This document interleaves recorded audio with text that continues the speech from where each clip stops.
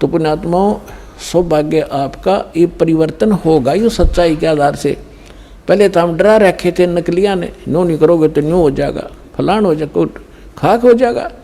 मालिक सिर पर बैठे, समर्थ का शरणाग हो रंग होरी हो, भाई कदे न हो काज राम रंग होरी हो। समर्थ का शरणाओ। अब देखिएगा, ये है विष्णु पुराण, हम पढ़ रहे थे अभी आपको, और 213 पृष्ठ पे तृतीय अंश, और ये अध्याय 15 है, 16 यहाँ से शुरू होता है, इससे पहले 15 में ही ये। हे राजन, और ऋषि ब्राह्मण कह रहा है कि हे राजन, श्राद्ध करने वाले पुरुष से विश्व देवगण, पितृगण, पितामह और कुटुंबीजन सभी संतुष्ट रहते हैं। हे भूपाल, पितृगण का आधार चंद्रमा है और चंद्रमा का आधार योग है, इसलिए श्राद्ध में योगी जन को नियुक्त करना अति उत्तम है। हे राजन, यदि श्राद्ध भोजी 1000 ब्राह्मण हो, सहस्र मान 1000, और ब्राह्मणों के 1000 ब्राह्मणों के सम्मुख एक योगी भी हो तो वह यजमान के सहित उन सब का उद्धार कर देता है। एक साधे सब सधे है, सब साधे सब जावे, माली सिंचे मूल को फिर फले फूले गाय। योगी वो नहीं है जो पेट का पानी हला के दिखा दे, ऊपर न पैर कर ले नीचे न स्वर, वो योगी नहीं है। वो तो एक प्राकृतिक चिकित्सक है वो व्यक्ति, वो संत नहीं है। योग का अर्थ होता है परमात्मा से मिलने का, योग करने का तरीका। योगी माने भक्त, साधक। तो अब आपको क्या सिद्ध हुआ कि हमारे सद्ग्रंथ वेद हैं, वेद अनुसार साधना करने से हमें हमारी शास्त्र अनुकूल साधना बनती है। और वेद और गीता दोनों एक ही हैं, और परमेश्वर ने जो ज्ञान दिया वो आपको सुबह सुना ही दिया था। रे भोली सी दुनिया सतगुरु बिन कैसे सरिया, रे भोली सी दुनिया सतगुरु बिन कैसे सरिया। अपने लला के बाल उतरवावे देख के चीना लग जइया, एक बकरी का बच्चा लेके उसका गला कटैया, रे भोली सी दुनिया सतगुरु बिन कैसे सरिया। फिर काचा पाका भोजन बना के और माता धोकने गईया, और उस माता ऊपर कुत्ता मुत्ता, ओ क्यों ना मर गईया, रे भोली सी दुनिया सतगुरु बिन कैसे सरिया। जीवित बाप गे लट्ठम लट्ठा, जीवित बाप गे लट्ठम लट्ठा, और मुँहे गंग पुचैया, जब आवे आसोज का महीना फिर कौआ बाप बनैया, रे भोली सी दुनिया सतगुरु बिन कैसे सरिया। और उन्हीं से प्राप्त ज्ञान को गरीबदास साहब जी कहते हैं कि प्रेत सलाह पर जा विराजे पितरों पिंड भराई, और बहुर श्राद्ध खान को आए फिर काग भय कलमाई। नर से तीतु पशुआ की जय गद्दा बैल बनाई, ये 56 भोग कहा मन बोरे कित कुर्डी चरडे जाई।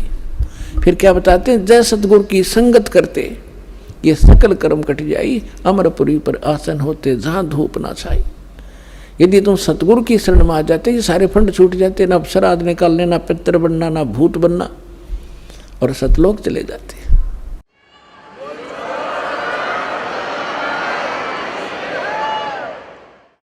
एक जीवित उदाहरण देता हूं आपको। मेरे पूज्य गुरुदेव जी इसी हरियाणा स्टेट से भिवानी डिस्ट्रिक्ट में एक दादरी के पास बड़ा पैतावास गांव है, वहाँ के रहने वाले थे। उनका जन्म पवित्र ब्राह्मण कुल में हुआ था, लेकिन उनको ज्ञान हो गया था कि जिस आधार से ये ब्राह्मण कहलाते हैं ये ब्राह्मण नहीं है। ये तो एक परंपरा पड़ेगी। जैसे कोई वैद्य था और बहुत सुप्रसिद्ध वैद्य था, नब्ज पकड़ते ही रोग बता देता था और बढ़िया औषधि देकर स्वस्थ कर देता था।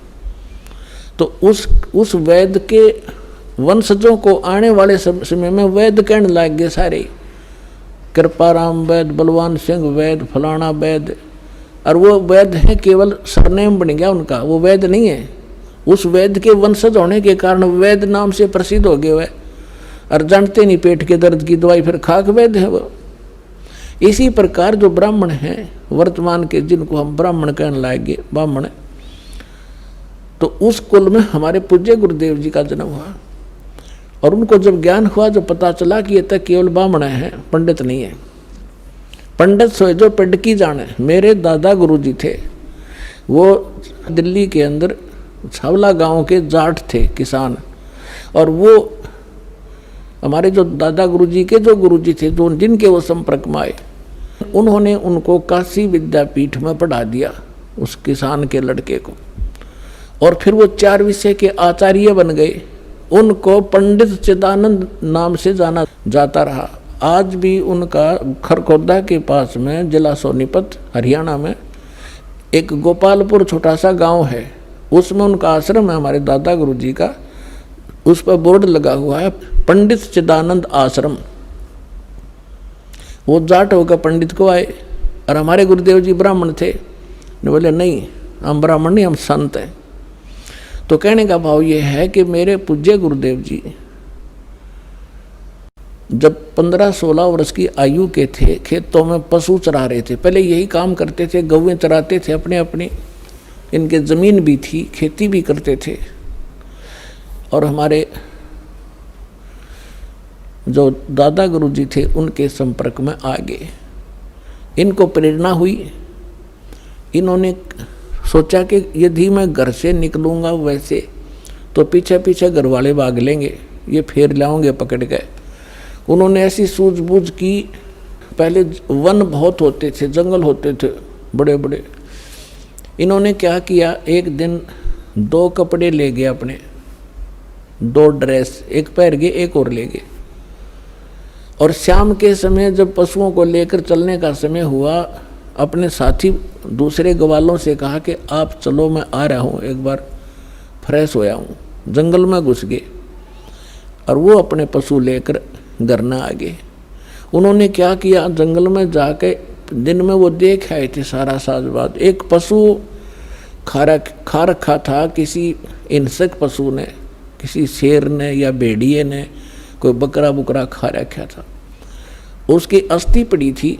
उनके पास, उनके ऊपर अपने कपड़े डाल दिए जो पहन के गया था, और दूसरे पहन करके वह सीधे चले गए जहाँ मेरे गुरुजी थे, उनके गुरुजी थे। अब रात्रि का समय हो गया। उस समय कोई ऐसा टॉर्च टार्च भी ना होया करती गांव में।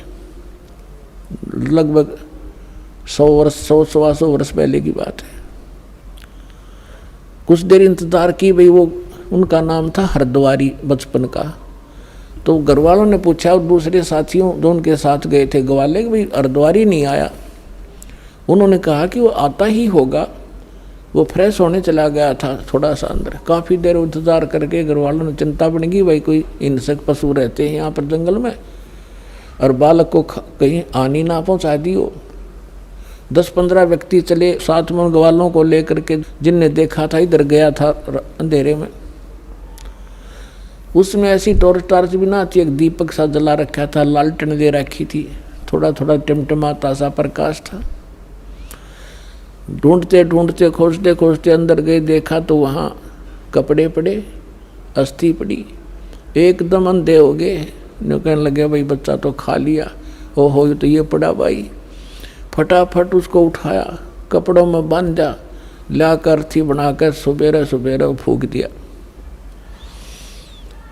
और फिर होगी उसकी 13वीं शुरू। अस्थि ठाई, फिर गंगा में डाल के आए, फिर 13वीं करी, महीना करा, 6 माही करी, वर्षी करी, और फिर हो गए वो श्राद्ध शुरू। वो जा रहे अपना कल्याण कराने के लिए। जब उनका सतलोक गमन का समय हुआ, मेरे पूज्य गुरुदेव जी मुख्य तौर पर पंजाब में रहा करते थे। पंजाब में एक तलवंडी भाई नाम का छोटा सा कस्बा है, फिरोजपुर जिले में, और एक उनका आश्रम था मोगा में। तो तलवंडी में भी आश्रम था। अधिकतर वो तलवंडी रहा करते थे, वहाँ के सेवादार ज़्यादा थे। तो तलवंडी भाई वो रहा करते थे। दास को दीक्षा देने का आदेश वो दे चुके थे 1994 में। 1996 में वो अपने गांव में आए, इस पैंतावास दादरी के पास। हमें पता चला कि गुरुजी यहाँ आए हुए हरियाणा में। उनके साथ हमारे ही शिष्य उनके बच्चे 2 सेवा में रहा करते थे, उनका संदेशा पहुंचा गुरुजी आ चुके हैं। तो दास भी चला गया, उसमें गांव-गांव में सत्संग किया करते थे। जब हम वहाँ पहुँचे, प्रणाम किया गुरुदेव को, उसमें सारा गांव देखने आया कि वो व्यक्ति तो जीव है जिसने हमारा मान रहे थे। सारा गांव देखने आया। वो गए थे लगभग 100 वर्ष के बाद। जाते ही बता दिया कि ये मेरे चाचा का घर था, ये हमारा घर था, हम इतने भाई इतनी बहन। तब उनको यकीन हुआ सचमुच तो वही हरिद्वारी है। सारी पीढ़ी बता दी। तो जब दास वहाँ पहुँचा तो एक 92 वर्ष की 92 ईयर ओल्ड उनकी भाभी बैठी थी। ऐसे बात चलती रही। मैंने उनसे पूछा कि जब हमारे गुरुजी घर त्याग कर चले गए थे तो आपने पीछे से कैसा महसूस किया? यहाँ नहीं थे, आपने मृत मान रखा था। तो उसने कहा भाई मैं आई ना, जब मुझे पता चला था कि इनका एक भाई निसंतान मर गया, बे औलादा मर गया, ऊत नपूत कहा कर देसी भाषा में। और इनके हिस्से की ज़मीन थी 3-4 एकड़, 4-5 एकड़ ज़मीन इनके हिस्से में आती थी। उसको मेरे पति और दूसरा जो मेरे पति का भाई है, 3-4 भाई थे, वो प्रयोग किया करते थे। और जब घर में कोई ऊक चूक हो जाती, खेती ना होती, पशु मर जाते या कोई बालक बीमार हो जाते, तो हम पूछने जाया करते थे अपने पुरोहित पे, और वो पतरा वतरा दिखाया करते। तो वो कहा करते कि आपका एक बेऔलादा मर रहा है, निसंतान मरा हुआ है हरिद्वारी, और वो सिद्ध है तुमने, वो हानि कर रहा है, वो प्रेत बना हुआ है, पितर बना हुआ है, वो प्रेत बाधा तुम्हें दुखी कर रही है। उसके लिए फिर जैसा भी वो जंतर मंत्र बताते हम सारा कराया करते, श्राद्ध भी निकाला करते थे।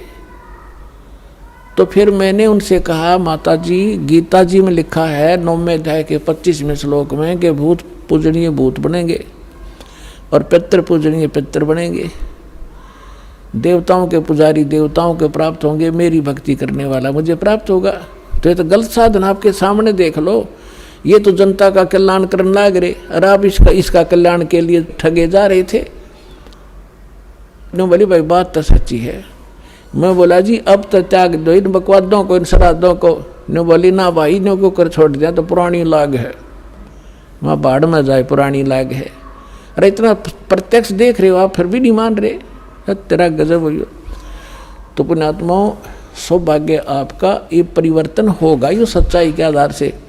पहले तो हम डरा रखे थे नकलिया ने, नो नहीं करोगे तो न्यू हो जाएगा, फलान हो जाएगा, खाक हो जाएगा। मालिक सिर पर बैठे, समर्थ का शरणाग हो रंग होरी हो, भाई कदे न हो ए काज राम रंग होरी हो। समर्थ का शरणाओ,